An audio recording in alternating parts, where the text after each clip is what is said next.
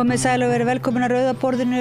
Ég heiti Oddný Eir og til mín eru komnir góðir gestir til að ræða sérstaklega hinn margumræddu en samt kannski ekki nóg umræddu húsnæðismál.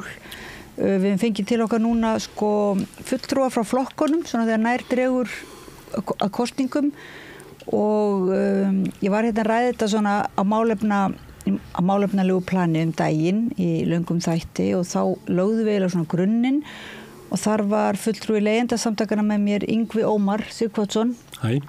Og ég bað hann að eiginlega vera með mér, koma hérna með mér í dag og á morgun og og svo áfram í næstu viku líklega til þess að svona hálfgert að spyrja frambjóðuna út úr. Þannig að við erum að fara út í svona smá Gettu betur keppni og hérna eru komnir Björn Leví oddviti Pírata í Reykjavík Suður, Ágúst Bjarni Garðarsson í öðru sæti Suðvestur kjördæmis fyrir Framsókn og þingmaður, báðir náttúrulega ráðherraefni, Guðmundur Hrafn oddviti sósíalista í Norðvestur kjördæmi, líka ráðherraefni og svo Yngvi Ómar og Yngvi Ómar ætlum að taka ykkur á beinið. Ekki ráðherraefni. Hvað vildirðu byrja á að spyrja það út í? Mér langar að byrja á því sem mér skiptir eiginlega mestu máli og það hvernig við hugsum okkar fátækasta fólk sem sagt rétturinn til húsnæðis í raun og veru. Ok, ef við skoðum ICE-SCR sem alþjóðlegur samningur sem öll ríki heims nema 4 hafa skrifað undir og íslenska ríkið skrifar undir hann 1979 og ég vil taka það fram að það var ríkið sem skrifað undir hann, ekki Hafnarfjörður eða Kópasker, heldur ríkið sem heild, ok. Síðan vistarinn úr ríkið þessum félagslegu réttindum til sveitarfélagana. Þannig að ekki bara húsnæðismálum, líka réttindum fatlaðra og skólamál og fleira. Þetta allt saman komið frá ríkinu sem að skrifa undir hana samning til sveitarfélagana sem skrifa ekki undir hana samning. Ok. Síðan ef við skoðum stöðuna aldamótin á félagslegu húsnæði þegar ríkið var partur af þessari lausn, þá var 11% af húsnæði á landinu. Við tökum auðvitað verkamannabústaði með. Þetta var það félagsleg lausn. Í dag erum við að tala 3%. Það er staðan í dag. Það þýðir það að aldamótin hefur 31.000 manns skjól í félagslega kerfinu. Í dag er það bara 11.000 manns. Ef við síðan framreiknum 11% með íbúðafjöldan í dag, þá ætti þetta að vera 40.000 manns. Sem þýðir í raun og veru að það eru 30.000 Íslendingar sem eiga ekki lengur rétt á félagslegri lausn. Og þetta svolítið fólki sem ég held að sé fátækasta fólki á Íslandi. Þetta fólki sem alltaf að flytja, börnin á ekki að festast í skólum og við vitum það að þetta fólk, það fólki sem þarf skjól. Þannig að mér langar aðeins að ræða fyrst þennan rétt til húsnæðis og hvernig ríki hefur sleppt höndunum á því og hvort að það sé leiðin sem við að fara. Hvað finnst ykkur það? Björn, ef þú byrjar. Já, endilega. Það mjög rosalega gaman að leika svona tölum og smá að bera saman tölur í gamla daga og núna pínu erfitt stundum. Ef við gerum ráð fyrir því að í rauninni samfélagið hafa orðið ríkara og það sé í rauninni ekki eins margir sem að þurfi á, eru í sömu viðmiðum hvað kannski fátæktamörk varðar og svo framvegis. Að þá væri kannski 11% ekki endilega rétt, kannski eru það herri, kannski eru það lægri. Þannig að það eru svona forsendur sem að ég hef alltaf áhuga á þegar ég að bera saman tölur á milli ára. Staðreyndin hins vegar sú að við erum ekki með skilgreinda lágmarks framfærslu hérna í landinu. Við erum með ákveðna reiknivélar lágmarksframfærslu hjá velferðarráðuneytinu og hjá umboðsmanni skuldara og hvorug þeirra tekur tillit til húsnæðiskostnaðar sem mjög áhugavert. Já. Það segir okkur svo rosalega margt einmitt það hvernig húsnæði í vandamál í íslensku samfélagi og réttindi eins og þú segir eigi að vera að þessu ekki tekin með í þennan reikning því að leið og þau eru tekin með þennan reikning að þá allt yfir munum við sjá hvar þessi mörk liggja sem þú segja að það hafi verið 11%, kannski eru þau herri og ekki bara þessi 30-40 mann sem eru þarna á miðað við stöðuna fyrir þessum 20 ára eru þó í verri stöðu. En vandinn að við spyrjum stjórnvöld aftur og aftur hvernig eru vextir og verðbólga og svo framvegis að hafa áhrif á hérna mismunandi tekjutíðir. Hvar eru sársaukamörkin og hvernig eru sársaukamörkin að hreyfast til í samfélaginu? Og svarið alltaf bara, við vitum það ekki.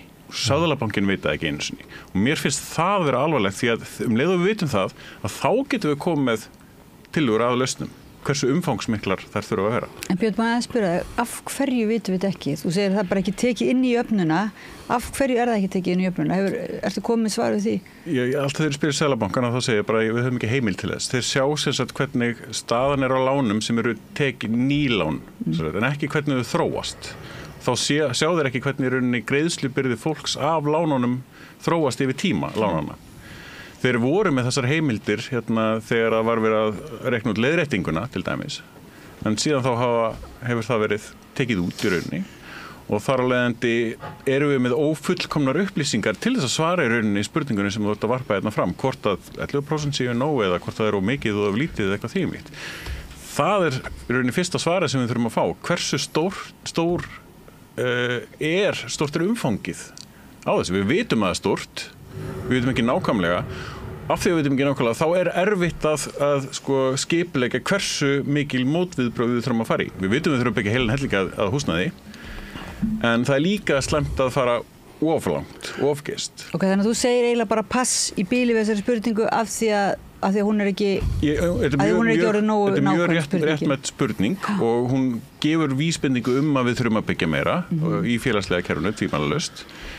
Hvar mörkin liggja er bara eitthvað sem er. En ég segði nú við því að það væri 20% félagslegt húsnæði í Danmörku, 30% í Hollandi, 80% í Svíþjóð og að við séum með lægsta hlutfall í Evrópu. 90% í Vín og svo framvegis. Já, ég meina að spila það ekki inn í aðeins? Ekki endilega. Okay. Þetta er heildarkerfið og dýnamíkin í því er bara oft ákvörðun mannsins hvernig við viljum haga þessu, hvernig við viljum ná að skipuleggja þetta.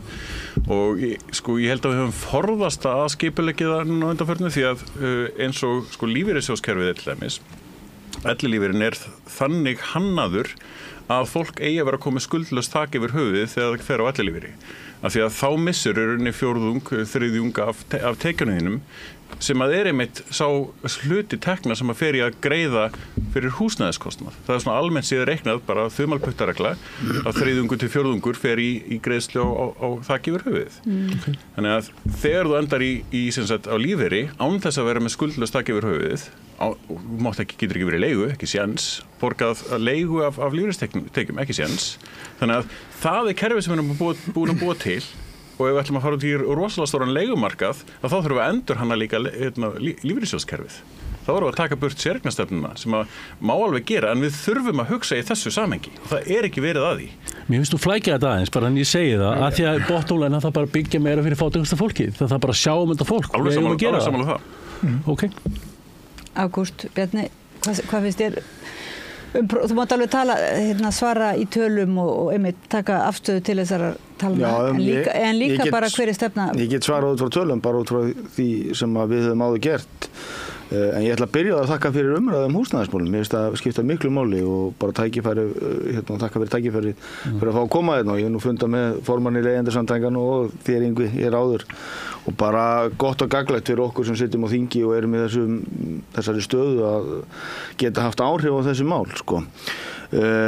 En það er staðan og þessar tölur sem þú nefnir kannski líka gefa þá mynd að það var allt og lítið gert í allt og mörg ár. Við sjáum það og horfum bara, byrjum á að horfa á hvað er búið að gera á síðustu árum. Bara frá 2019 til 2024 þá erum við með mesta uppbyggingatímabil Íslands sögunar á þessum árum og þriðjungur þessara íbúða er byggður með opinberum stuðningi, þar að segja inn í þetta kerfi sem að kallast almenna íbúðakerfið. Er það nóg? Sennilega ekki, en ég get bara sagt það áður en ég settist inn á þing að þá var ég nú forystumaður í einu stærsta sveitarfélaginu hér á höfuðborgarsvæðinu, Hafnarfirði, þar sem við vorum að hefja uppbyggingu á svona okkar nýjasta hverfi sem er Hamranesi, þar sem eru 1900 íbúðir og ég held að sé hátt í 10% af því íbúðamagni sem að þar sem er svona á þessum félagslega grunni. Þar er Bjarg með mjög stórt hlutfall. Við vorum að fjárfesta á þeim tíma 500 milljónum á ári í nýjar félagslegar íbúðir. Þannig að sko það hefur ýmislegt verið gert þá ég að tala út frá því fyrir hvað ég stend og svona mín fyrirverk. Þú segir við, ertu að tala um Framsókn. Framsókn, já. Ég að tala um Framsókn og auðvitað Hafnarfjörð sem sveitafélag í þessu, ég bara að því þar þekki ég þessi dæmi og ég held að það sé öllum ljóst núna í hvaða stöðu við erum að við þurfum að byggja meira, forsendur hafa breyst, okkur að fjölga meira og það hefur allt áhrif á þessa tölu sem Ingvi nefndi hér áðan, en við sjáum það líka að við erum sem stjórnvöld, ríkisstjórn, Sigurður Ingi, minn formaður þegar hann var í innviðaráðuneytinu, að þá tók hann þetta skref að gera rammasamning við sveitarfélög svona markmið til uppbyggingar á næstu árum, Reykjavík og Borg hefur nú gert þennan rammasamning og þar inni eru markmið að það þurfa að byggja fyrir ákveðna hópa í samfélaginu og þurfa allar svona, það þurfa að vera ákveðið magn, ég man nú ekki alveg tölurnar bara í hugunum en þetta er allt tölusett í þessum samningum og þannig að við erum svona að reyna að færa okkur í þá átt að byggja meira en við þurfum svo sannlega að gera betur. Það var eitthvað 35.000 íbúðir á 10 árum. 10 árum einmitt. Já, ég fæði að svara þessu þá en nú kannski grundvallar forsendan er svo að það stendur í fyrstu lögum húsnæðismál að ríki ber ábyrgð á því að tryggja öryggi og jafnræði á húsnæðismarkaði og það hefur ekki ríkt á húsnæðismarkaði alla þessu öld. Það er frumskylda ríkisins. Það er ríkisins skrifar undir sáttmála 1979. Það er ríkið sem á að fara eftir eigin lagasetningu. Þetta er fyrsta málsgrein í lögum húsnæðismál. Þannig ríkið ber höfuð ábyrgðin á því. Það getur ekki ætlast til þess að sveitarfélögin, þó að það standi líka í lögum félagsþjónustu sveitarfélaga að þau eiga að hafa frumkvæðisskyldu á því að uppfylla húsnæðisþörf sveitarfélagin sinna, þá er það ríkið sem að ber þessa ábyrgð. Það ber höfuð ábyrgð á því að það sé öryggi og jafnræði á húsnæðismarkaði og það hefur ekki verið. Þannig að þarna hefur ríkið algjörlega brugðið skyldum sínum og þetta er náttúrulega hluti sem að þarf í rauninni að ræða. Og mér finnst að taka félagið minn svolítið vægt til orða og ekki í rauninni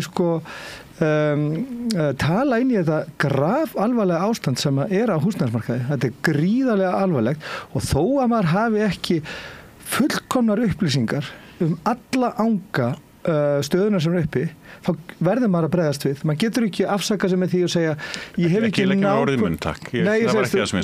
þó þú hafur ekki nákvæmlega hitastigið á eldinum í húsinu, þá byrjar að slökkva eldin. Þú verður að bregðast við þegar ástandið er svona, það er öllum ljóst hvernig ástandið er og þrátt við þessar reiknivélar framfærslu séu ófullkomnar hjá velferðarráðuneytinu og það er húsnæðiskostnaðurinn ekki inni, þá vitum við nákvæmlega hver húsnæðiskostnaður, þetta er mælt frá ASÍ, þetta er mælt frá alls konar stofnunum, hvernig húsnæðiskostnaður fólks almennt er, bæði leigjenda og þeirra sem eru að koma sér fyrir húsnæðismarkaði er og við getum þá bara séð það strax að fólk sem að þarf að hafa reglulega framfærslu samkvæmt neysluviðmiðunum og á það er húsnæðiskostnaður sem hlaupir alltaf á eitthvað bilinu 200-400.000 krónur á mánuði að vitum við hvernig ástandið er. Við vitum allar þessi mælingar og það er raunni vítavert að vera ekki að bregðast við þessu og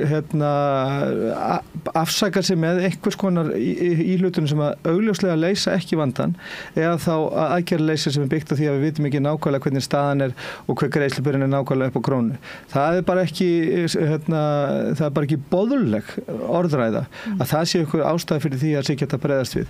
Við verðum að bregðast við þessu, ríki ber skyldu til þess að bregðast við þessu og ríki verður þá ef að sveitarfélögin gera það ekki sjálf að taka málin í sína hendur og byggja sjálft eða láta sveitarfélögin byggja sjálf vegna þess að það er augljóst að markaðurinn ætlar ekki að leysa þetta. Markaðurinn þrífst á því að viðhalda hæfilegum skorti. Það er nóg að sé einn íbúðalítið. Það er nóg að vita af því, það er einn íbúðalítið að þá hækkar húsnæðisverð upp á öllu valdi og ágang og fjárfesta á húsnæðismarkaðinn núna vegna þess að það er ekkert skjóli í félagslegu húsnæði eins og Ingvi kom inn á, við erum í 3%, þetta er langlægsta hlutfall í Evrópu á félagslegu húsnæði, langlægsta.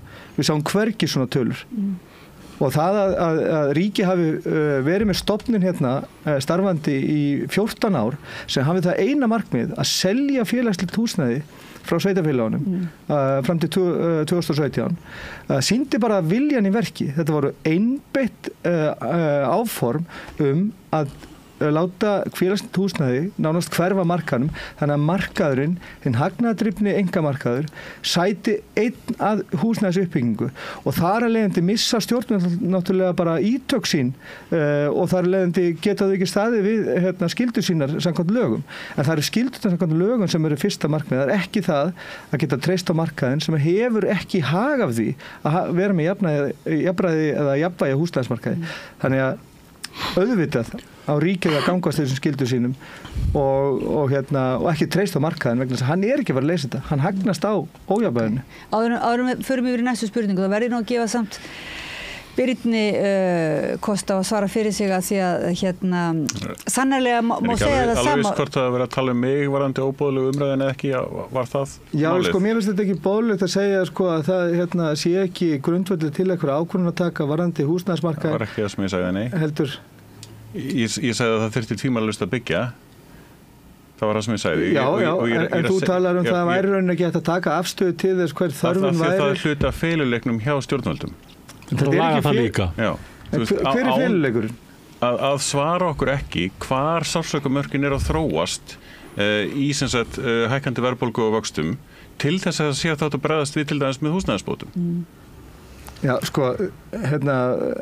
sársaukamörkin fólki að núti finnur þau öll saman. Þú veist alveg að það er löngu komið yfir þau. Við ætlum að leggja til breytingatillögur það hvað þarf til þess að koma til móts við það. Þá vita þau ekki svarið. Og það er óábyrgt. En Björn, við eigum nú alveg svolítið eftir hérna tímanum og þú færir svona varlega af stað, má segja, með því að svona efast forsendunar sem eru gefnar og svoleiðis. Ef að ríkið ætlar að standa við skyldur sínar, þá þurfum við líka að vita hvar við eigum að pota í ríkið sem ekki að standa við skyldur sínar. En er ekki líka undirliggjandi spurning, má segja, sem má kannski skýra, hvað segja Píratar það, burtsér frá tölum kannski, hvort eigi að byggja eða auka veg félagslegs húsnæðis. Það er það sem við erum að vinna fyrir, til dæmis eins og í Reykjavík. Mér langar að halda þess áfram með þetta. Ég er ekki alveg búið með félagslegt mál, því að ef við skoðum hvernig önnur lönd hafa gert þetta sem hafa útvistað þessum félagslega þætti til sveitarfélagana eins og Frakkland. Þeir eru með kerfi sem ég skamst af HLM, mitt eftir ekki hugarinn að bera það fram á frönsku. En það snýst það að sveitarfélagin í Frakklandi þeim er skylt að byggja 25% af húsnæði félagslegt. Og ef þið gera það ekki, þá er það bara fésektir. Hérna á Íslandi hins vegar, þá er húsnæðislögin frá 1998. Þau segja bara eftirfarandi að sveitarfélagunum ber að hafa frumkvæði að því að hjálpa fólki með húsnæði. Áttum okkur orðunum frumkvæði, ekki skylda eitthvað slíkt heldur. Frumkvæði þýðir, ert í vandræðum að koma að hjálpa þér. Það er svolítið þetta. Og meðan þetta er náttúrulega langt í frá í dag. Þessna veltir maður fyrir sér hvort að húsnæðislög sem segja þetta virkja því það er engin viðurlög. Þú veist það, þú átt að bjarga okkur þetta, en ef þú gerir það ekki, þá skiptir það engu máli. Þarf ekki aðeins að skerpa á þessu líka. Þú veist, ef að sveitarfélögin, að því við erum búin að láta ábyrgðinni þeirra hendur, þau eru ekki að standa sig, þarf þá ekki eitthvað að skerpa á því hvað er gert við því? Hvernig byrja? Já, ég get alveg byrjað ég glemdi nú hérna áðan að því að þú nefndir að húsnæði væri mannréttindi og ég held að ég hef nú orðað þannig við þig daginn að fyrir mér er bara húsnæði grunnþörf. Við þurfum öll svona öryggi og þak yfir höfuð til þess að bara tryggja okkur það að við séum getum bara verið í þessu öryggi sem við öll þráum. En ég er alveg sammála því og ég held að því ég nefndi hér rammasamningan áðan sem að Sigurður Ingi kom með og hefur verið að semja við sveitarfélög alveg þar til hann fór í fjármála- og efnahagsráðuneytið, að þar er ákveðið hlutfall. Ég bara, Björn, þú manst það með mér, ég er ekki 20 eða 25. Ég held að það sé slíkt 5% félagslega húsnæði og svo óhagnaðardrifið húsnæði sem er ekki skilgreint, hvað þýðir? Nei, það er sennilega bjarg og íbúðir fyrir námsmenn og svo framvegis. En það er ekki, í þessu munnlega próf er ekki gefið mínus ef maður man ekki alveg tölurnar. Maður reyndar að rifja þetta allt upp ég bara segja, ég held að það sé mjög mikilvægt og hef verið talsmaður þess. Ég er líka talsmaður almenna markaðarins og hef bara sagt að við þurfum að byggja meira meira. En ég líka hef alltaf sagt það og hef gert það sjálfur að þegar sveitarfélög að skipuleggja ný hverfi að það sé gert ráð fyrir fjölbreytileikunum innan hverfisins. Mér finnst það bara mjög mikilvægt að það séu íbúðir af öllum tegundum og gerðum inn á nýjum svæðum og nýjum hverfum og það bara formúla sem að ég held að hafi muni virka. Við sjáum það bara, við erum allstaðar í vanda, við erum í vanda á almennamarkaðurinn vegna þess að það er skortur, ég veit að leigjendur finna fyrir því vegna þess að það er skortur líka á leiguhúsnæði, þannig að ég held að við komum alltaf niður á sama stað, við þurfum að byggja meira en við þurfum mögulega að setja einhverjar ákveðnar svona kríteríur og reglur í kringum og umgjörð í kringum skipulag og nýjum hverfum og ég held að við höfum verið að reyna að feta í þá átt með svona skynsamlegum samningum á milli ríkis og sveitarfélaga með ákveðnum stuðningi frá ríkinu þegar kemur að uppbyggingu nýra hverfa og nýs húsnæðis. Má aðeins skjóta henni bara varandi orðræðuna sjálfa að þið talið að félagslegt húsnæði sé þá hluta af einhverju svona fjölbreytileika. Nei, við tölum bara skemmtileg framsetning Nei, þetta er engin framsetning vegna þess að við erum bara með kerfi sem heitir almenna íbúðakerfi og það er allt undir þar. Það eru félagsleg húsnæði sem að sveitarfélögin geta verið að byggja með stuðningi og framlagi og það eru þessi óhagnaðardrifnu félög sem við þekkjum hérna frá verkalýðshreyfingunni, Bjarg og slík félög, þannig að það er allt undir í þessu almenna íbúðakerfi sem að ég lít svo á að hafi komið kannski í staðinn fyrir gamla verkamannabústaðakerfi að einhverju leyti og við þurfum svo sannarlega að halda áfram að þróa það í þá átt að við séum að fjölga húsnæði þessari stærð og gerð. Já, ég varandi þessi hlutvöld, þessi markmið sem er í þessum samningum, það sem verið að tala 5% af húsnæði eins og Reykjavík til dæmis. Það að tala þá rammasamninga? Já, rammasamningana, stefnulega sveitarfélög, það sem gert ráð fyrir 5% af félagslegu húsnæði og alltaf 25% séu í einhverju óhagnaðardrifnu rekstri. Þetta er ekki náðst fram að ganga, bara alls ekki. Bjarg er búin að byggja 800 íbúðir hérna á höfuðborgarsvæðinu frá 2016, 8 árum. Þetta eru 100 íbúðir á ári, þetta er ekki 25%. En þá kemur kannski að lóðaframboðinu og ég veit að Bjarg hefur verið að kvarta. Nei, ég veit að Bjarg hefur fengið vilyrði fyrir lóðum í Reykjavík, en það hafa ekki komið til útlutunar. Það er þessi rammasamningar, þegar að verða að útvista þessum rammasamningum í stærstu hlutan til inn á einhvern enga og hagnaðardrifin byggingamarkað, þar sem að í rauninni kraftarnir felast í því að viðhalda bara ákveðnum skorti til þess að húsnæðisverðið hækka endalaust, þá hefur þetta ekkert að segja og 5% af félagslegu húsnæði sem að sveitarfélaginu er að kaupa sjálf á opnum markaði, það hefur ekkert að segja varðandi aukningun á framboði eða skapa jafnvægið eða skapa valmöguleika fyrir fólk til þess að komast í húsnæði þar sem að er skjóli fyrir svona sem að viðgengst bæði á kaupendamarkaði og leigjendamarkaði. Þannig að það hefur sýnt sig að þessi samningar, þeir hafa rauninni ekki breytt neinu. Þannig að þetta eru samningar sem eru meira svona svo tilmæli sem maður myndi skilja ef þetta væri Framsóknarflokkurinn og stjórnvöld hefði verið í stjórnarandstöðu og væri með eitthvað svona plan eitthvað, en þetta er umverulega aðgerð. Sveitarfélagi skuldbundur sig til þess að afhenda lóður og búa til svæði. Já, þetta er skuldbinding, en samt hefur ekki... Þetta er undirritaður samningur á milli ríkis og sveitarfélaga. Já, en það hefur ekki verið staðið. Báðir aðilar sem að staðið og ekki staðið. Ég man ekki hvað er langt síðan að Reykjavíkurborg skrifaði undir samning, hvort það sé 2 ár síðan og ég held að menn séu svona núna að reyna að útbúa svæði þannig að það sé hægt að koma þessu í gagnið. Ég held að það sé allir aðilar meðvitaður það að ríki og sveitarfélögum, ég veist svona skilningurinn á verkefninu vera aukast og við sjáum það bara að svona allar spár sem voru gerðar hér 2015 til að mynda þegar svæðisskipulag höfuðborgarsvæðisins var samþykkt að forsendur þar hafa breyst, okkur fjölga mikið mun meira heldur en þá var gert ráð fyrir og menn þurfa svona aðeins að horfa á stóru myndina, hvað getur Hafnarfjörður gert, hvað getur Kópavogur gert, Mosfellsbær og svo framvegis. Við getum ekki bara hent allir ábyrgð þó að ég hef verið gagnrýninn á Reykjavíkurborg í mörg ár, við getum ekki bara hent allir ábyrgð þar til þeirra að þeir eiga að byggja fyrir alla hópana. Nú er Framsókn komin í borgarstjórn og það breytist þetta tóknum aðeins. Nei, breytist ekki neitt. Ég hef bara trú á Einari, hann er núna að reyna að leita nýju landi til að byggja. Við rífumst nú aðeins í þingjum. Akkur dreifa þessar ábyrgð fullt af sveitarfélögum? Akkur tekur ríki ekki bara ábyrgð? Við verum átt okkur af því, nú hef ég setið í sveitarstjórn og ég veit bara hvað það þýðir að byggja ný hverfi. Það er þvílíkur innviðakostnaður fyrir sveitarfélögin og það er ósanngjarnt að það sé eitt sveitarfélag. Þetta gerðu sveitarfélögin sveitarfélög í áratug. Já, það er bara ósanngjarnt að það sé eitt sveitafélag, nei ég er að segja, sveitafélögin geta gert þetta. En þau þurfa bara öll að hafa tækifæri til að gera þetta. Okay. Og það er það sem ég veist, að því að ef þú horfir á Hafnarfjörð, Guðmundur, að því ég nefndi þetta áður við því, að það er allt land búið til uppbyggingar í Hafnarfirði, allt. Það er eitt svæði eftir og það höndlar 600 einingar íbúðum til ásins 2040. Það sama er með Kópavog. Reykjavíkurborg á sitt land, Garðabær á eitthvað skika og Mosfellsbær, en þessi tvö sveitafélög sem eru þess stærsti eiga í raun og veru ekkert land til þess að fara í svona að byggja ný hverfi. Einu svæðin sem þar eru laus eru gróin iðnaðar hverfi, það sem er bara blómleg atvinnustarfsemi í dag og það við vitum það bara og þekkjum sem að höfum komið nálægt skipulagsmálum að það tekur tíma fyrir sveitafélög að rífa slíka starfsemi upp með rótum og færa annað og hefja svo uppbyggingu á þessum svæðum. Það bara tekur mikið lengri tíma heldur en að skal ég segja að brjóta nýtt land samhliða því að þetta byggð. Þannig að ef við ætlum að byggja hratt upp að þá verða öll sveitafélögin hér, sérstaklega á höfuðborgarsvæðinu, vegna þess að þar er nú bara massin af fólkinu, hann er stattur hér á höfuðborgarsvæðinu, að þá verða öll þessi sveitafélög að hafa getu og svigrúm til þess að skipuleggja ný hverfi og þetta byggð, bara svo að þið takið það fram. Það er mjög mikilvægt fyrir sveitafélög að þetta byggð vegna þess að við þurfum að nýta dýra innviði betur en við erum að gera í dag. Okay. En má ég aðeins spyrja bara eitt svona astnaspurning. Af hverju er svona lítið lóðaframbóð? Er ekkert hægt að gera í því? Ég er búin að nefna í mörg ár og við Björn tókumst nú á í þinginu fyrir einhverju síðan einmitt þetta.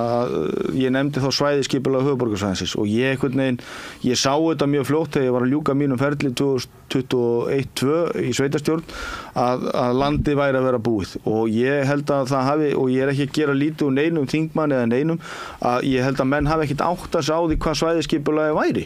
Bara þekktu það ekki yfir höfuð sko. En ég finn það núna á umræðunni að ég er allt í einu farin að taka eftir því að ólíklegustu aðilar eru farin að benda á svæðisskipulagið, að segja að það sé vandamál og ég held að kannski menn hafi tekið á stórt upp í sig margir hverjir. Það sem ég hef verið að tala um í þessu, þegar ég tala um að sveitafélögin þurfa að koma sér saman um að taka upp svæðisskipulagið og svona aðeins að íta línunni þannig að sveitafélögin hafi svigrúm til þess að brjóta nýtt land. Ég er ekki að tala um að fara lengst upp í fjöll með þessa línu sko. Ég er bara einfaldlega að segja ef að sveitafélögin, hvaða sveitafélög sem það er hér á höfuðborgarsvæðinu, sér tækifæri og á land til þess að brjóta fyrir byggð, nýja byggð, að þá eigum við að leyfa sveitafélagin að gera það vegna þess að ég segi bara og eins og ég sagði hér áðan og hef sagt margoft í þinginu, í fjölmiðlum og hér að forsendur hafa breyst, okkur að fjölga mikið meira heldur en áætlanir að gera ráð fyrir, það þýðir að við þurfum að byggja meira heldur en áætlanir að gera ráð fyrir og við þurfum þá að hafa svigrúm til þess að svona hvað segir maður, geta annað þessar uppbyggingu sem að við sjáum held ég öll og erum öll farin að sjá að er þörf á í dag. Sko nú er hálfur tíminn búinn, við erum bara helmingin eftir, við erum bara búin að fara aðeins í félagsleg mál, þannig við þurfum að vera kannski aðeins. Þetta var að vera gaman. En þetta er náttúrulega sko eitt bara örstutt, varandi þetta að byggja meira. En þá er spurningin bara hver ætlar að gera það? Og ákvaða forsendum vegna þess að það sem er verið að byggja það endar í höndunum á stóraugna fólki og fyrirtækjum og er svo leikt út á okurleigu. Þetta er rétt sem að Ágúst segir, það er ekki gert ráð fyrir íbúðabyggð nægjanlega innan svæðisskipulags höfuðborgarsvæðisins og þó að Reykjavíkurborg sitja á skipulagi til dæmis fyrir Úlfarsfjalldalinn sem að þrefaldar byggingamagni þar. Þá er fullt af landi hérna innan höfuðborgarsvæðisins sem er hægt að nýta undir byggð. Við erum til dæmis eina höfuðborginni bara held ég í heiminum þar sem eru 11 gólfvellir innan bæjamarka sveitafélagana. Þetta er náttúrulega eiginlega sko ótrúlegt, þetta er sko 5-falt stærri heldur en Reykjavíkurflugvöllur. Hvað er mörg? Já, svo er flugvöllurinn. Ég er ekki að segja að þetta sé eitthvað sem að standi í vegi fyrir þessu, en landnýting greinilega henni er ábótavant ef að þetta er vandamál að það er ekki til land til þess að byggja á, en við erum samt með flennustóra fleti sem að eru notaður undir eitthvað allt annað heldur en að hýsa fólk. Og ég sko svona vara við því að þessu sé þetta sé sett í hendurnar á einkaaðilum í staðinn fyrir að sveitafélögin byggja sjálf vegna þess að markaðurinn hefur ekki getað byggt þetta. Þetta var fyrirséð, þetta ekki eins og þetta hafi einhvern veginn orðið allt komið á óvörum þetta ástand. Það búið að benda á þetta eiginlega bara frá hruni þegar húsnæðisuppbygging dróst saman og var það engu í nokkur árabil að það myndaðist þarna stór hali sem að menn hafa rauninni ekkert verið að bregðast við. Þrátt fyrir að það hafi verið byggt meira núna á síðustu 3-4 árum heldur en áður í sögunni, þá erum við náttúrulega líka með byggingar iðnar sem miklu fullkomnari. Við erum miklu fleiri einstaklingar sem vinna í þessu. Við erum tvöfalt fleiri heldur en til dæmis þegar var verið að byggja Breiðholtið. Þannig að getan okkar ætti að vera tvösvarsinnum meiri heldur en þegar var verið að byggja Breiðholtið sem að þá var nánast á pari við það sem er í dag. Þannig að að það er ekki rétt að segja eða halda því fram að það hafi verið byggt meira núna heldur nokkuð tíman áður. Ef við horfum til íbúafjöldans í hlutfalli, bara vegna þess að við verðum að mæla til hlutfalli, að ef við miðar þetta við hlutfallið af íbúafjöldanum í Reykjavík til dæmis á milli 1960-70, þá byggt miklu meira sem hlutfalla íbúafjölda og sem hlutfalla stærð hagkerfisins heldur en búið að vera að gera upp á síkast. Ég er ekki að segja að við getum ekki byggt meira. Ég er alveg sammálaður það. Við þurfum að, ég er bara að segja að þetta er þessi árafjöldi sem ég nefndi hér áðan 1924 er mesta uppbyggingaskeið Íslandssögunnar. Það er bara staðan. Ef ég má aðeins verðbólgukrónur húsnæðiskreppi í 15 ár. Það er bottom line, þetta ekki. Ef ég má aðeins innan, að því við nefndi hér svæðaskipulag að Guðmundur kom aðeins inn á að það er raunar þannig og það má alveg segja með réttu að það sé hægt að benda á svæðaskipulag og segja þrátt fyrir alla forsendubreitningar að þá eru til svæði það sem hægt að annað þeirri uppbyggingu sem framundan er. En vandamálið er bara það eins og ég sagði hér áðan að við erum með á mörgum þessum svæðum blómlega atvinnustarfsemi í dag og það tekur tíma að rífa hann upp og færa annað. Það er bara það sem ég hef verið að benda á. Ef við ætlum að hraða þessari uppbyggingu sem við sjáum öll að nauðsynlega er að þá verðum við að færa línuna örlítið út og búa til svigrúm fyrir öll sveitafélög þannig að við getum byggt íbúðir fyrir fólkið okkar. Það er það sem við viljum öll. Og ég ætla bara að segja að því að Guðmundur nefndi hér í lokin varðandi það að anna íbúðuppbygginguna og við höfum gert þetta áður. Ég er sammála og við höfum heyrt Seðlabanka með þess að segja það á opnum fundum að það séu allir að byggja hús í dag sem að haldi getu á hamri. Svo sjáum við bara það. Ég var á fundi með meistarafélagi iðnaðarmanna í Hafnarfirði um daginn. Algjörlega brjálaðir yfir þessum orðum vegna þess að framkvæmda vilji aðila er þrátt fyrir ástandið, háa verðbólgu og vexti gríðarlega mikill. En hvað segja þeir? Ég var með húsnæðisfund í Bæjarbíó fyrir fullum sal 14. ágúst og hvað sögðu verktakarnir? Þeir bentu út í sal og sögðu ég vil bara allir sem að hér inni heyri það er ekki verið að úthluta lóðum til okkar. Hvort sem að það er þá Bjarg eða önnur félög, það er bara engin lóð til útlönduna. Einu lóðirnar sem er í boði eru lóðir á þéttingarreitum sem að þarf oftar en ekki að kaupa þessum lóðarbröskurum. Það sem lóðir hafa gengið á kaupum og sölum einu sinni, tvisvar og jafnvel oftar. Það sem menn hafa verið að labba út jafnvel með mörg 100 milljónir án þess að lyfta hamri. Og þetta er bara reikalegt, en hver seldi þessu lóðabröskurum þessar jarðir á sínum tíma? Þetta eru oft þessi svæði sem ég er að nefna, þessi svokölluðu þéttingarsvæði, þar sem eru blómleg atvinnustarfsemi, þar sem menn eiga bara fyrirtæki og sjá möguleikan á því að þarna muni á einhverjum tímapunkti starfsemin þróast í þá átt að þarna muni koma íbúðabyggð og oftar en ekki hafa menn verið að taka bara séns, ef svo má segja. Já, séns eða einhver hugmyndafræði eins og það var ekki tísku að tala um félagslegt, orðið félagslegt var nú bara ekki tísku, þannig að markaðslegt var... Nú er ég að tala kannski bara um íbúðauppbyggingu almennt. Jú, en samt það er einhver búin að selja þessar jarðir allar undan okkur. Það er bara fyrirtæki, það er það sko. Við byrjum hérna á að pæla í því einmitt svona hver bæri ábyrgðina, ríkið, þessi ábyrgði lagalega séð á sveitafélögum eins og þú orðaðir hérna. En ég hef ákveðna vorkunn gagnvart sveitafélögunum. Það er ákveðið valda ójafnvægi á milli ríkis og sveitafélaga sem er ekkert annað heldur en það er bara reipitóg peninga. Ofbeldissamband jafnvel. Það er það, þegar sko ríkið í rauninni heldur á nokkurn veginn öllum svona tekjustofnunum, þegar allt kemur til alls.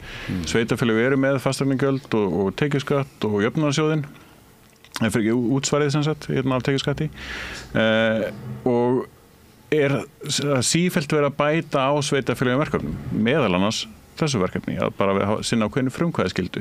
Eru þau með fjármagn til þess þegar maður síðan skoðar allt annað sem þau eiga að sinna, grunnskólan og leikskólan er ekki eins og lögbundin, þannig að þú veist, það er mjög flókið í rauninni svona flókin staða sem sveitarfélögin eru í. Þau eru að reyna að gera vel fyrir íbúða sína en hafa ekki svigrúmið til þess rauninni bara fjárhagslega séð að sinna því. Og þá komum við að íbúðakostningum og ýmsu svoleiðis hvernig forgangsröðun er og alveg í sveitarstjórnir upp og það hvernig einmitt á að forgangsröða fjármunum og þess að sem er annað bara mál út af fyrir sig. Allavega, ég hef smá vorkunn gagnvart sveitarfélögunum af því að þetta reipitók, þetta valda ójafnvægi sem að ríkið beitir iðulega sveitarstjórnum í rifrildi jöfnunarsjóðun og svo framvegis að setja á lögum réttindi fatlaðs fólks til þjónustu og fjármagnar ekki á sama tíma og bara þetta er rosalegt. Þannig að ég skil það að sveitarfélögin eigi erfitt með að sinna alls konar frumkvæðaskildum. Bara svona byrjum þar. Þannig að ég er á því að sko ábyrgðin sé meira á ríkinu með tilliti til þess og samningsins eins og var nefnt áðan. Og sko, ríkið er alltaf að halda að sér höndum á rosalega margan hátt. Það segir okkur ekki satt til dæmis heilbrigðisþjónustu eða menntun eða hvernig við sinnum löggæslu eða fangelsismálum. Við fáum fjárlög inn í fjárlaganemnd sem að maður spyr, er þetta að uppfylla lög fullnustu refsingu fanga? Og fangelsismálastjóri segir nei. Og ég spyr á móti af hverju leggur þá fram þessa fjármálaáætlun sem að fyrir þína stofnun sem að næri ekki að uppfylla lögin. Bara svona svarið er í alvörunni, ég held að ég myndi aldrei fá þann pening. Og það gerir það verkum að við sem þingmenn sem eigum að greiða atkvæði fjárheimild fyrir þessu og alveg niður í að sveitarfélögin getur náða að sinna frumkvæðaskyldu sinni íbúðaþörf, við höfum í rauninni ekki hugmyndum hvort að það sé rétt sett fram í fjárlögum, að það sé hægt að sinna þessu. Þannig að sveitarfélögin enda í rauninni bara með stuttastráið, bara að reyna að redda öllu hlaupandi og með allt og lítinn pening til þess. Ríki ber ábyrgðina, það finnst mér nefnilega líka. Ríki ber tvímælast ábyrgðina og við þurfum að hugsa þess að þetta er beinhörð peningapólitík. Þegar það var að tala til dæmis lóðirnar og þessi skortur á lóðum, tölunar segja nei. Lóðir sem eru tilbúnar til þess að bara hefja framkvæmdir við byggingu íbúða eru fleiri heldur en íbúðunar sem að þarf til þess að byggja til þess að ná upp þessari óuppfylltu íbúðaþörf. Þannig að það eru til fleiri lóðir en þær eru í höndunum á þessum aðilum sem eru bara að ganga með þar kaupum og sölum. Lóðabraskurum, ekki? Og það var lagalegt vandamál sem við fórum í vor að laga, en því miður þá er það dálítið framvirt, þannig að lögin fær ekki að taka gildi fyrir í rauninni núna á næstu árum. Þannig að það verður vandamál í smá tíma í viðbót. Uppbyggingarheimildina. Mjög aðeins það er samþýttu deiliskipur. Ég veit en þetta er vandinn í hnotskurn að þegar að samtök atvinnulífsins koma að segja að það er lóðaskortur, þá er það rangt.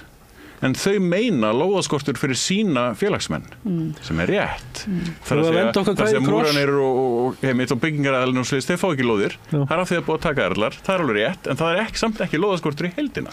Ég langaði að ræða lóðamál og uppbyggingamál seinna og ég var með skrifa niður, ég efast við komumst hangað félagana, við erum bara búin að ræða núna félagsleg málefni. Spurning 2 þá. Já, mér langar að fara aðeins yfir leigjendur sjálfa núna. Þetta eru 52.000 atkvæði í boði. Okay. Mér langar að ræða eins verðlagninguna. Við vitið þið einhverja vöru sem er á markað á Íslandi sem tengist ekki kostnaði. Nú hef ég unnið á markaði sjálfur verið að verðleggja vörur í heildsölu. Þetta byggist alltaf upp og með kostnaðagrundvöll, svo ertu með ákveðna álagningu. Þetta á ekki við í leigumarkað. Þú ert með algjörlega ótengdu kostnað. Eina sem ræður verð á leigu er raun og veru þörf leigjandans, skiljiði mig. Og ef við síðan skoðum að núna er 1 af hverjum 4 heimilum á leigumarkaði og þeir eru út með 1 af hverjum 4 íbúðum, 1 af hverjum 4 íbúðum á markaði sem hættir að græða alveg óheyrilega á, sjáið ekki að það hefur áhrif á verðmyndun á öllum markaðunum. Og við sjáum það til dæmis núna í svona aðdraganda þessara miklu vaxtahækkana, þá var viðkvæðið alltaf öllum Facebook-hópum þegar að vera að tala hvernig á ég ávaxta peningi mín eða farið til banka og fengið ráðgjöf, það var alltaf kauptu íbúð leiðan út og allir hoppa á þennan vagn. Þetta er þetta íslenska fyrirbæri að leigja út og meiri sá formaði þinn flokk sem við talaði þessi voru vandamál að fólk sé að fjárfesta í steypu í staðinn fyrir nýsköpun eða fyrirtækjum. Það sem ég er að segja, að við séum bætum við þetta að fylgni leiguverðs á Íslandi við húsnæðisverð er tvöföld með Evrópu og bætum ofan á það að langflestar nýri íbúðir fara til fjárfesta, þá er eitthvað ekki að tengja þarna þegar þú getur grætt alveg ótæpilega á einum hluta markaðarins, 1/4. Þannig að ræðu þetta, hvað finnst ykkur þetta? Þarf ekki aðeins að fara að hemja þessa græðki? Má ég aðeins bara grípa inn í að því að við það eru svona meiri hluti kallmanna hérna inni, þannig að fyrir þá sem eru að hlusta okkur í útvarpi og kannski voru að detta inn í útsendinguna, þá vil ég bara segja að hér er sá sem var að bera upp spurninguna er Yngvi Ómar Sighvatsson frá Leigjendasamtökum. Síðan eru hérna 3 frambjóðendur, það er Björn Leví, oddviti Pírata í Reykjavík Suður, Ágúst Bjarni Garðarsson, þingmaður Framsóknarflokksins og í öðru sæti Suðvestur kjördæmis og Guðmundur Hrafn sem er oddviti sósíalista í Norðvestur kjördæmi. Já. Og við höldum áfram, hérna, við erum að takast á húsnæðismál. Mér langar að bregðast við þessu, þetta er mjög góð spurning vegna þess að Björn myndist hérna á Vínaborg rétt áðan.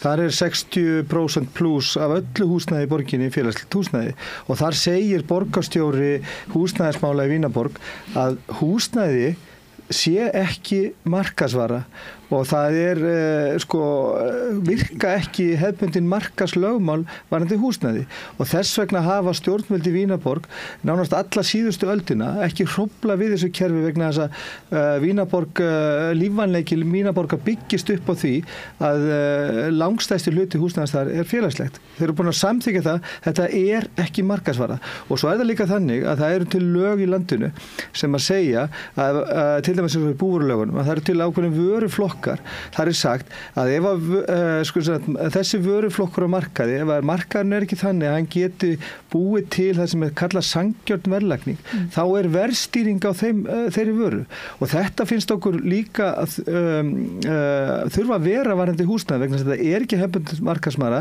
við getum ekki verið ánennar, það getur enginn valið þetta frá, þetta er fyrsta frumforsenda allra okkar velferðar og rauninni virka engin velferðarkerfi ef að þetta er ekki í lagi.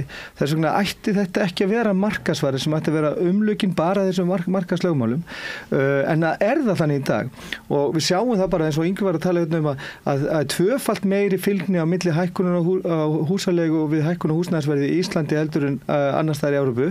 Við erum líka með húsalegu sem er komin langt upp fyrir hlutfall af ráðstöfunum tekjum fólks. Við erum með næstu 50% leigjenda sem borga tæplega 50% af ráðstöfunartekjum sínum í húsalegu sem er 4-falt meira heldur en annars staðar í Evrópu. Sem sýnir okkur það að markaðurinn hann er ekki að virka, hann getur ekki tekið á þessum vandamálum, hann getur ekki búið til aðstæður sem fólk getur lifa við. Við getum verið markað með rjómaís og vetardekk, en að húsnæði á ekki að ríkja markaðslögmál, minnst á kosti þurfum við að vera með félagslega reiki markað sem er svo stór að hann er alvöru valkostur og heldur í við hreyfingar á markaðnum, eða þessum engamarkaði. Hann getur ekki verið með 95% af öllu húsnæði á Íslandi, hagnaðardrifin engamarkaður, vegna þess að markaðslögmál þau virka ekki með húsnæði. Þau skapa bara síhækkandi verð og skort.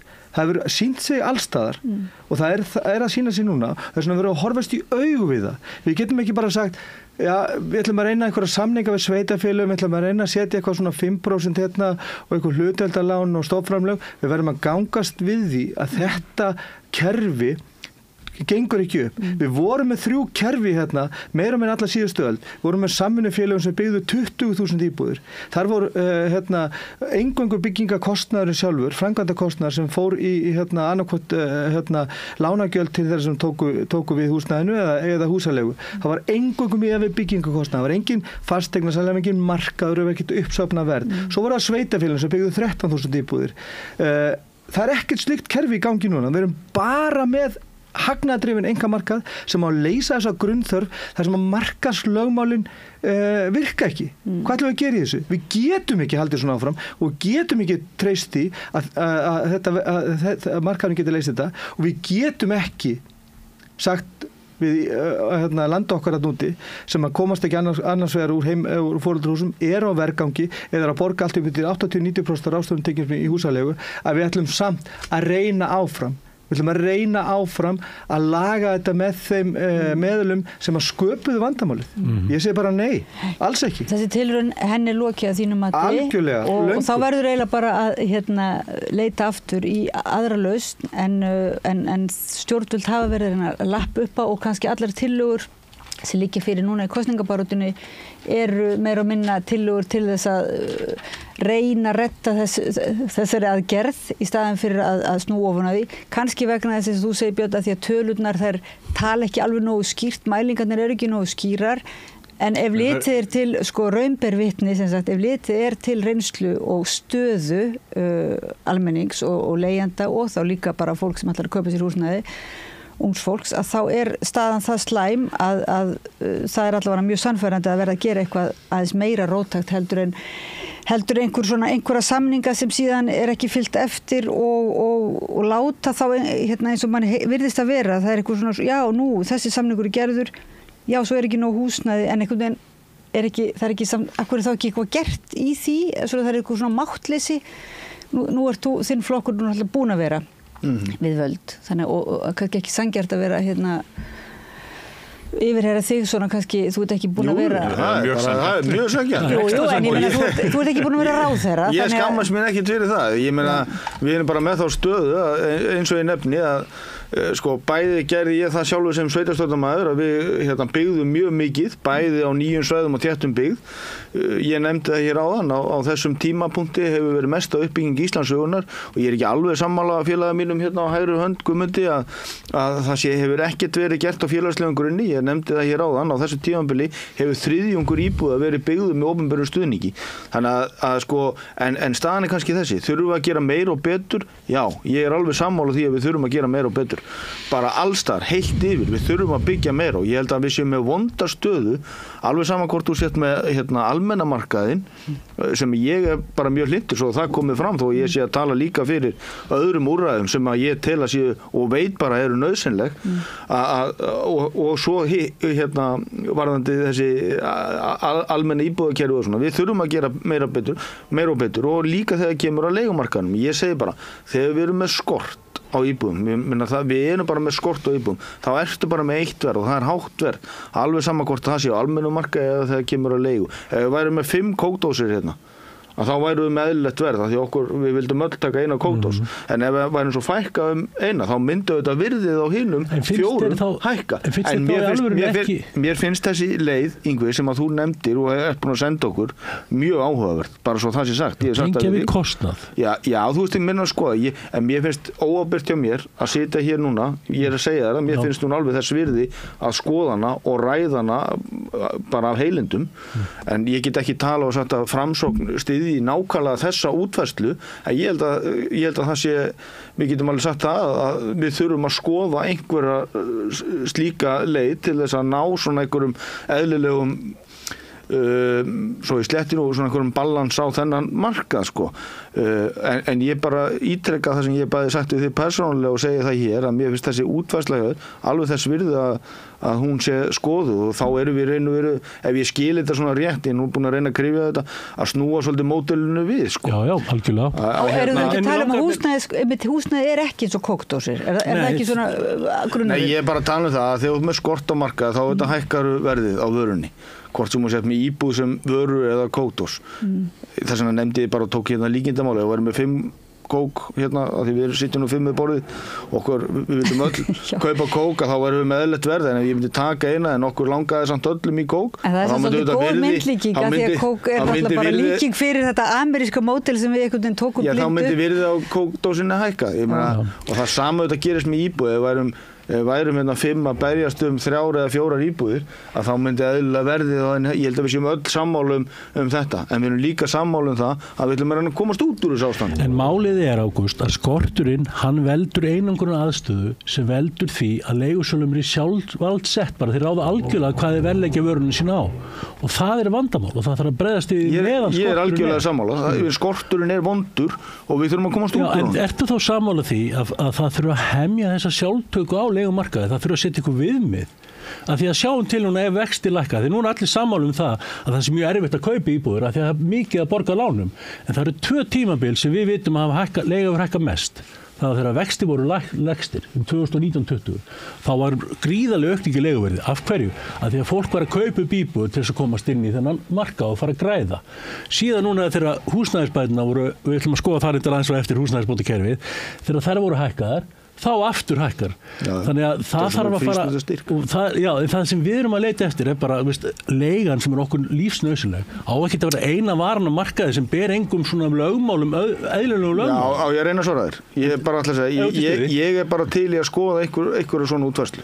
Bara svo það sé sagt, ég meina, og ráðherrann minn og formaður hefur þetta komið með einhvers konar útfærslu. Ég ætla ekki að segja hún hafi verið fullkomin, leigubremsa eitthvað slíkt eitthvað í þessa átt sem að þú hefur verið að kynna. Ég bara mist sjálfsagt og eðlilegt að skoða þetta. Já, hvað segir þú? Mér finnst bara mjög eðlilegt að ef að leigan er orðin það há að hún er í rauninni farin að borga fyrir eignamyndun leigusala, þá er hún of há og í rauninni leigandinn er þá bara einfaldlega að eignast þann hluta sem hann er að borga fyrir. Það er bara eignaupptaka. Það er ekki eignaupptaka, hann er að borga fyrir það.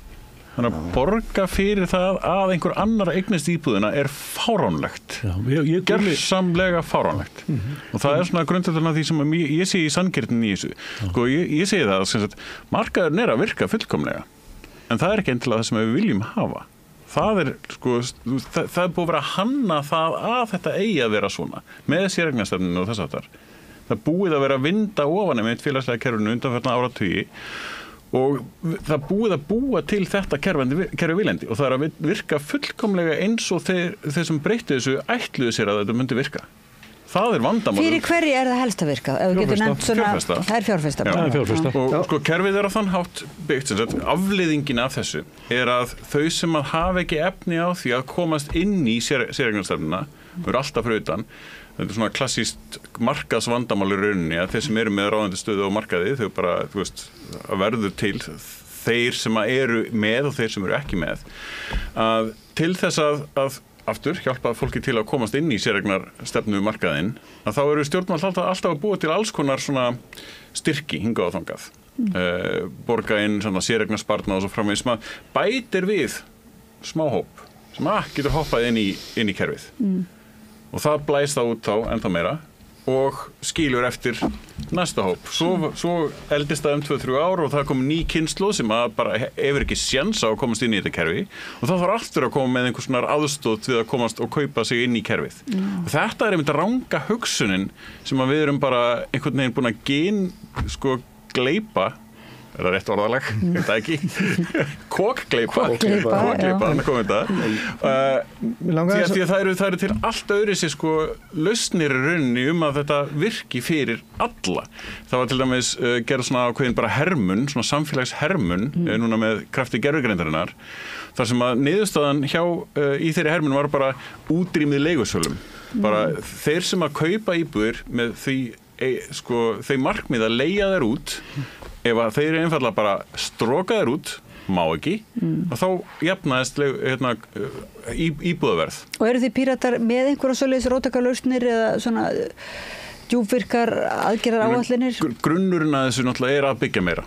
Óháð því hvaða kerfi sem þetta blessaða markaðskerfi að það hrýnur þannig sig sjálft sig ef að það er offrambóða íbúðum. En er það? Er það svo ljóst að bara það byggja meira getur ekki bara verið að það einmitt fari eins og þú segir allir þessar bráðabótalausnir og að það fari eiginlega bara fóður í kerfið sem fyrir er? Þetta er offrambóðið. Óháð því hvort að við breytum kerfinu eða ekki þá eins og vorum að tala um þetta áður, þá þarf samt að byggja. Ok, það þarf að byggja, en ertu ekki samt ennþá treysta markaðskerfinu ef þú segir að það muni í sjálfu sér bara, það muni einhvern veginn falla að sjálfu sér? Alls ekki, því að sko lausnin svo sama óháð því hvaða kerfi við notum. Það eins og að því það skortur að byggja meira. Síðan verðum við einmitt að fara að hugsa þetta, hvernig heildin í þessu, hvernig dýnamikinn í þessu á milli kynslóða, hvernig sem sagt í rauninni ég hefði viljað til dæmis sjá bara einmitt útreikning á því hverjir hvaða tekjubilum hafa efni á því að eignast íbúð, hvenær á ævinni og hvernig, tekið þróun hjá þeim því að þá munum við sjá mjög greinilega að það alltaf ákveðin hópur sem skilinn eftir útundan. Þá hljótum við að segja, þetta gengur ekki, við verðum að gera eitthvað öðru. Þessar tölur til í Hagstofunni, það búið að athuga með bæði eigið fé í húsnæðiseigni á öllum tekjutíundum. Þessar tölur eru alveg til og það eru meira til fyrir árið í ár og einhver áratug eftir í tíman og þá sjáum við þessa þróun mjög greinilega. Það ekki aldurskiptingur, svo kom alltaf Jú, það eru líka aldurskiptingur og kom alltaf tímabil þar sem að það er markaðurinn ódýr og sem eignast íbúðirnar. Þetta er bara mjög auðvelt að skoða þetta, það eru starfsstéttir, aldurshópar, tekjutíundir og fjárhagsstaða þeirra í öllum flokkum, allstaðar, þetta er ekkert mál að sjá þetta, en það hins vegar þannig að þó að við ætlum að tala um kókdósina aftur með 4 kókdósir við 5, það væri kannski öllítið líklegra að kókdósirnar væri í svona bærilegu verði ef að til dæmis Ágúst Bjarni gæti ekki keyptar allar og myndir svo bara selja okkur svona sopa. Það líka það sem hefur áhrif vegna þess að venjulegt fólk sem að koma sér út á húsnæðismarkaðinn, ungt fólk, kannski unga barnafjölskyldur, það eru ekki aðlæti sem að spóla upp húsnæðisverði. Það er ágangur fjárfesta sem að sjá hagnað von á leigumarkaði. Þeir sitjum þetta húsnæði, við sjáum bara í ár eru 9 af hverjum 10 íbúðum sem hafa verið byggðar keyptar upp af fjárfestum eða stóreigna fólki. Það þetta sem þarf að stöðva líka. Þar með ekki nóg bara byggja, byggja fyrir hverja? Nei, Grindvíkingar komu sem flestir allir fyrir í húsnæði og þeir eru inn í þessum tölum. Þeir fóru annað í sitt eigið húsnæði. Ég meina Þórkatla var að kaupa. Já, Þórkatla keypti af þeim. Það var svona lögaðili inn á markaðnum. En þeir keyptu sjálfur á móti í eigin nafni. Kemur það ekki þá inn í þessar tölu líka? Jú. Það var 80% í fyrra, þannig að þegar var búið að reikna fyrir þessu, þá var þetta á nánasta summa, þetta var 89% fyrir 91%. Þetta nákvæmlega sama tala, þetta 9 af hverjum 10 íbúðum fara til fjárfesta eða stóreignafólks. Þetta það sem að viðhalda háhúsnæðisverði vegna þess að eftir svo miklu að slægjast á húsnæðismarkaði og þetta þurfum við að stöðva. Í Noregi til dæmis þar færðu bara ekki lán nema fyrir 30% af aukaíbúð og þetta borgar fjórfaldan fasteignaskatt. Á Íslandi getur þú farið í bankan, getur farið í Íslandsbanka, Arionbanka, Landsbankan og keyptir aukaíbúð út á greiðslu getur leigjandans, en hann getur ekki farið í bankan að fengi lán út af sín eigin greiðslugetu. En leigusalinn getur sagt, nei, ég ætla bara að fá lán og Guðmundur hann borgar 300.000 á mánuði, en ég get ekki gert það sama fyrir í minn einu nafni. Þetta þarf að taka á og þetta er miklu stærri faktor í háu húsnæðisverði heldur en skorturinn. Það er ágangur fjárfesta vegna þess að eftir svo miklu að slægjast og við verðum að taka á þessu. Við verðum að taka á því að fólk geti sópað þetta upp húsnæðinu og haldið þessu frá almenningi og leikt þetta út á okkur verði á meðan á skorturinn er svo mikill. Þetta er leikurinn og við sjáum það bara til dæmis af hverju eru fjárfestar að flýja hlutabréfamarkaðinn. Nú, af því að arðsemi á leigumarkaði, hún er tíföld á við það sem er á hlutabréfamarkaði. Arðurinn sem hún færði að verðmæti hlutabréfa svona almennt séður í kringum 1% af verðmæti hlutabréfarins, milli 0,5 og 1,4%, sveiflast svolítið milli ára, sem hún fær tilbaka í arðgreiðslu sem verðmæti af verðmæti hlutarins sem átti í ykkur fyrirtæki, en á leigumarkaði er arðsemin í kringum 6-7%. Milli 6-7%, þetta er alltaf upp til 10-föld arðsemi á leiguhúsnæði með við hlutabréf, þó að ávöxtun sé meiri segja hærri á húsnæði. Hún er hærri í sögulegu samhengi á húsnæði heldur en hlutabréfum og þetta skýrist bara út af því að þarna eru við bara óheft markaðsöfl sem viðhaldar skorti, þetta eru fjárfestar að sópa upp húsnæðinu, halda þessu frá almenningi og leigja þessu svo okkurverði og það er alveg rétt að það þarf að miða þetta við kostnað. Ríkið er sjálft búin að vera með löggjöf í áratugi þar sem að miða við að húsaleiga á bara miðast við kostnaðinn á húsnæðinu. Það er miðað við brunabótamat. Það er til kerfi sem að heitir að húsaleiga á fasteignum eða íbúðarhúsnæði í húsaleigu ríkisins leigt árslegan 5% af brunabótamati sem að mér finnst þetta persónulega hátt vegna þess að þýðir þú ert að fá rauninni byggingakostnaðinn borgaðan upp á 20 árum sem er alltaf 20 tími en það þýðir hins vegar að ef við myndum miða við þetta á almennu markaði sem er algjörlega augljóst að við ættum að gera þá myndi húsalega lækka svona 30% og það stemmir líka við alla skekkjuna í þróun húsalegu umfram aðra hagstærið. Bara við reiknum þetta út frá álag og lágmarkslaun, út frá verðlagi, út frá samfylgni við húsnæðisverð og bara greiðslu getu leigjenda og þetta umfram verð sem að borga, þá erum við alltaf að tala að húsalega þetta 30-50-40% af há og þarf að lækka 30% frá núverandi verðgildi og það gerist ekki öðruvísi nema að það verið sett eitthvað regluverk í kringum þetta. Það þýðir ekki það að minnka eitthvað framboði vegna þess að erum við ekki með séreignarstefnu. Hvernig ætti takmörkun á leiguverði að hafa áhrif á séreignamarkaði? En þegar að tala að setjast líka stefnur og lög, þá er nú oft viðkvæðið að þá sé verið að fæla frá fjárfesta og setja ykkur hömlur. Þá ert að segja, þá ert að byggja fyrir fjárfestana. En það kemur ekki fram að þá við erum alltaf að fæla frá bara ungt fólk frá landinu og bara frá mannsamandi. Það fylgir ofta ekki smá leyndarmál. Ég spurði innviðar á þeirra einmitt þetta því ég vildi komast að því hversu margir voru að búa svona í hverri íbúð fyrir sig til þess að geta séð þetta álag Sigurðinga þegar hann var ráðherra til að geta séð þetta álag, hvar væru börn að búa hjá foreldrum lengi og ýmislegt svoleiðis, hvar væri þetta eins og Bræðraborgarstíða sem var alveg hrúað endalaust mikið af fólkinu og svoleiðis. Þið vissu það ekki, en það gátu svara einnig spurningunni, það eru 4.000 tómar íbúðir á landinu. Þetta eru sem sagt íbúðir þar sem enginn með lögheimili. Ef að allar þessar íbúðir væri einfallega bara seldar, notaðar þannig sem lögheimili, þá væri við nánast ekki með skort á íbúðum. Betur af hverju eru það tómar? Þetta eru íbúðir sem að eru sölu til dæmis svörtlegustarfsemi líka? Nei, ekki bara, það er kannski einhver sem á auka íbúð, þetta íbúð kannski sem að rafiðnaðarsambandið á í bænum fyrir félagar sem eru að koma, það er fullt af alls konar ástæðum fyrir því, góðar og slæmar ástæður. Þetta er Airbnb líka og svo framvegis. Þannig að 4.000 rauninni íbúðir sem eru ekki lögheimili myndi leysa í rauninni lögheimilis íbúðaskortin á bara einni nóttu ef við myndum breyta því þannig.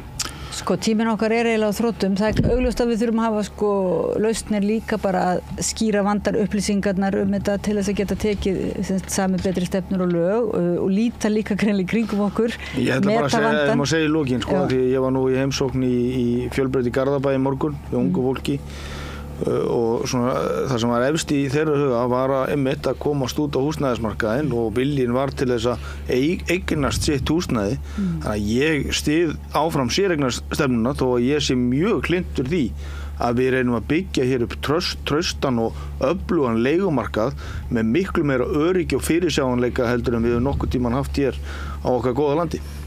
Hvað gerum við þá við lífeyris? Ég meina lífeyrissjóðunum þegar maður fær meiri heimild. Nei, ég meina fólk getur ekki verið bara í leiguhúsnæði þegar það fer á lífeyri. Nei, þetta er alveg ég er sammála því. Það er ég meina lífeyrin, það er gallið við kerfið. Ég meina við lítum á þetta sem svona lífeyri í sögulegu samhengi hafa lífeyrissjóður verið að taka móti svona 4-5% af sínum sjóðsfélögum sínum verandi á leigumarkaði komandi lífeyrisaldur og við vitum það eftir rannsókn ÖBI og Vörðu að lífeyrisþegar er svo hópur sem hefur það allra verst af öllum á leigumarkaði. Við vitum líka að aldurshóparnir á leigumarkaði hafa stækkað og bara kringum 2016 þegar Hagstofan var að mæla þetta síðast að þá voru 25% af þeim sem voru aldrei með 30, 60, 45 ára á leigumarkaði. Við sjáum líka hreyfingarnir eru þannig að það er nánast líklega að læknast af ebólu heldur en að komast af leigumarkaði sem er ebólun og skæðasta pestin sem er til í lífríkinu. Þannig að við erum að horfa upp á það verður kannski 25-30% af sjóðsfélögum lífeyrissjóðanna komandi á leigumarkað verandi á leigumarkað komandi á lífeyrisaldur og þá erum við náttúrulega búin að eiginlega bara gjörbreyta þessari hugmynd okkar þetta áhyggjulausa hæfikvöld þegar að fólk fellur í algjöra örbygg. Þeir eru búin að vera í fátækt í og við fátækramörk alla sína starfsæfi útslitið að þá fyrst þetta eru því algjöra örbygg komandi á lífeyrisaldur. Við verðum að ná tökum á þessu og við getum ekki skýlt okkur bak við það að einhvers konar inngripin í leiguverð á íslensku leigumarkaði muni hafa áhrif á uppbyggingu, af því þá erum við að segja ef að takmörk á leiguverði sem frum orsök þessa ágangsfjárfesta inn á húsnæðismarkaðin, ef að takmörk á leigumarkaði hefur áhrif á framboð uppbyggingu, þá erum við að segja við erum að byggja fyrir leigusalana. Af því að leigu þetta ætti ekki að hafa áhrif á almenna uppbyggingu ef það nú fyrir til kaups fyrir venjulegt fólk. Þarna ásens að skylda ríkisins og þá sveitarfélögunum að koma til taks og vinna á móti þessu einmitt. En að því að við erum að búin með hann klukkutíma, ég vilja fá annan, það er sett núna, að því við erum bara rétt að byrja, ég er búin að skrifa nokkra punkti viðbót sem eftir að fara yfir, en mér langar samt aðeins að staldra við húsnæðisbótakerfið. Nei, við getum ekki rætt það núna, sko, tíminn er búinn. Já, má ég bara segja eitt punkt? Ok, ég ætla ekki að ræða hann, þið fá ekki tækifæri til að svara. En ég voru alþjóðaþingi samtaka leigjenda fyrra í apríl og ég sagði hvernig húsnæðisbótakerfið okkar virkar. Þess að við dæla skattfé inn á markaðin en hafa enga verðstýringu. Og það var leiðað mér. Fólk bara spurði, hækkar þá ekki bara leiðan? Ég alveg, jú. Hún bara hækkar. Við erum að borga 9,6 milljarða í fyrra í húsaleigubætur til ríkasta fólk landsins. Og líka þeir eru að veita húsaleigubætur til ungs fólk sem ætlar að fara að safna sig fyrir íbúð og skerðir það við tekjurnar því þeir eru að safna þá þarf það að vinna meira og fá meiri tekjur. Það heldur fólki inn í þessari fátæktargildu. Það þarf að endurskoða þetta kerfi. Það ef það er einhver frumforsenda þá er það þessi húsnæðisbótakerfið og tengja leigu við kostnað. Þá er það tvennt sem leigjendur þurfa. Breyta þessu. Takk kærlega fyrir góða og snarpa samræðu mikilvægt mál. Það er ekki nóg ef maður er með ebólu að fá sér C-vitamin eða kóksopa. Við verðum að gera eitthvað aðeins róttakara. Það er sko smá truflun hérna á upptökunni og útsettingunni vegna þess að það er svo mikið verið að byggja hérna við hliðina á. Sjálfstæðisflokkurinn. Það er Sjálfstæðisflokkurinn sem er að byggja einmitt. Það er að fjármagna kosningabarátuna sína. Svoleiðis að ef við förum ekki lengri í dag, við höldum áfram með þessa umræðu á morgun. Þá koma aðrir oddvitar og frambjóðendur til okkar í spjall. En þakka ykkur kærlega fyrir að koma í dag að Rauðaborðinu. Það er Björn Leví, oddviti Pírata í Reykjavík Suður, Ágúst Bjarni Garðarsson, þingmaður Framsóknarflokksins í öðru sæti í Suðvesturkjördæmi, Guðmundur Hrafn, oddviti sósíalista í Norðvesturkjördæmi og með mér til að taka ykkur á beinið er Yngvi Ómar Sighvatsson frá Leigjendasamtökunum. Og hlustendum og áhorfendum þakka ég kærlega fyrir og bið ykkur að kannski hlusta síðan á þættin í heild eða allavega að vera með okkur á morgun en spjalli við Rauðaborðið heldur áfram í dag, hann ekki fara langt. Pétri Fjellsteð, tæknimanni, þakka ég fyrir að senda okkur til ykkar og takk fyrir í dag. Það er komin tími á sterkari samstöðu. Hinn eina sanna breyting er sósíalismi.